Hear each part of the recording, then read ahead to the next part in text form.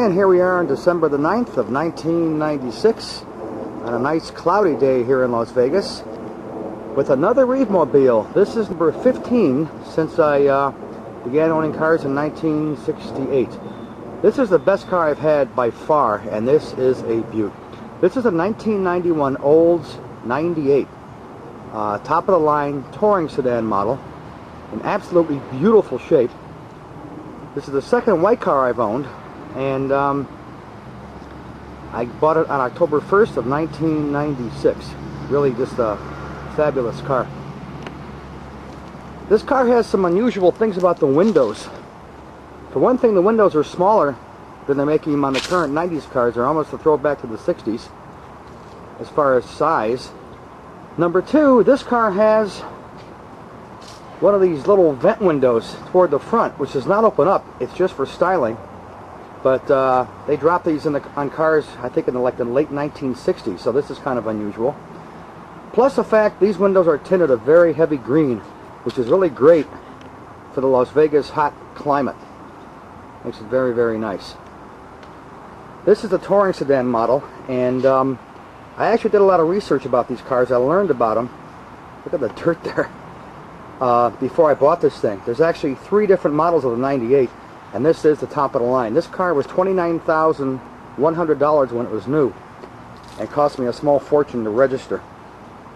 Someone actually ripped off my front license plate and the bracket, which belongs right here where these 2 holes are.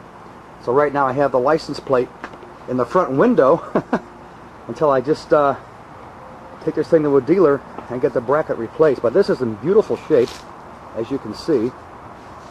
And let's see, there's only one ding in the whole car, and that's right here in the trunk. You probably can't even see too well. It's right there. It's actually a ding there and a ding up here. But that's it. The rest of this car is just immaculate. Let's go inside now and show it off. This is the first car I've had with a remote control entry. Unlock, this locks the car, and this opens the trunk. If you push this once, the unlock button, it opens the driver's side door only. If you push it again, it opens all 4 doors, which is kind of... This is the second car I've had that has a light gray interior. The first being my Pontiac 6000 STE that I bought back in '89. This car is so clean, it looks absolutely new. It really does. There's a typical window controls, mirror controls, and all that. First car I've had with a power window lock. And when this is activated, of course, you can't open the windows except from the driver's seat, which is kind of nice. The car does not have a digital dash. This is an analog dashboard. You can barely see in there. There we go. But it has all the necessary gauges, which I also like. So that kind of took priority over a digital dash. This is really, really clean. Beautiful leather seats. Not a marker or scratch on these suckers either. Here's the rear. Again, absolutely clean. Just beautiful.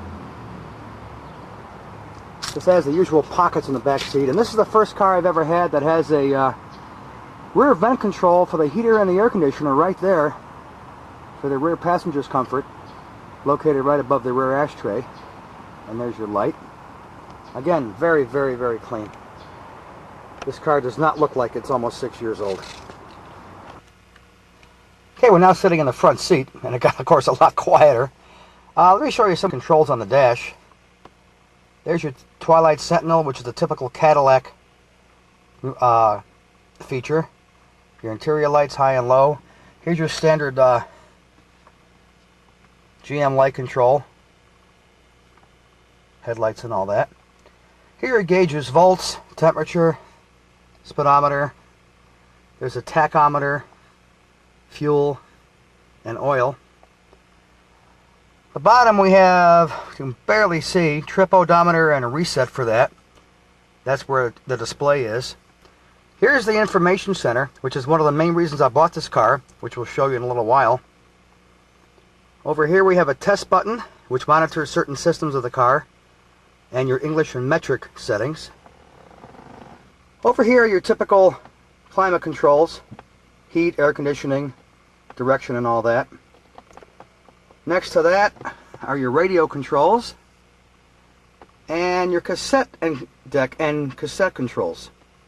Oddly enough, this car does not have a loudness control, which really irks me because there's no bass whatsoever. There's your equalizer, which is about all you have in the way of tone controls. It's just not enough. Below that is a whole bank of buttons, which is available, I found out, only on the Touring package and the upper scale Regency Elite models. These are what shows your display in the information center. These 10 buttons here. There's your rear defroster. Next to it, where there's a blank space, that is a button for front de-icer, which is not available on the models meant for the south and the west, only on the models meant for the northern part of the country. There's your fuel economy. Fuel is your gas gauge. It's actually like a digital gas tank. Range shows you how many miles left on that tank of gas. Speed is the average speed of the car. Oil is actually your for your oil changes. It's a percentage ratio, 100 down to 0. Shows when you have to get an oil change. The gauges are just a digital readout of 4 gauges: oil, battery, temperature, and your tach. Destination, ETA, and ET are for trips. You can program the number of miles in between trips, how many hours it takes to get there, and stuff like that. Number 0, DT and TM is the date and the time. Next is to enter different things, and an off position, and then reset position. So that's the Touring package. The steering wheel actually has the remote controls on it too. For the first time, I have the control on the steering wheel for the fan, which actually turns on the heating or air conditioning depending on your setting, and the temperature control. Here's an airbag. First car I've ever had with an airbag, which of course is nice. And here's controls for your radio and your cassette deck. Volume up and down, and seek up and down for the radio, obviously. Let's see if I can get this. Now, this is always tricky. Is a remote control for your gas tank. You can't put gas in the car unless you release the door from this remote control. And next to it is one of 2 remote trunk releases. Just kind of nice. And what else do we have? Over here we have a cup holder. You push this, it flips up. You can put soda cans in there or whatever.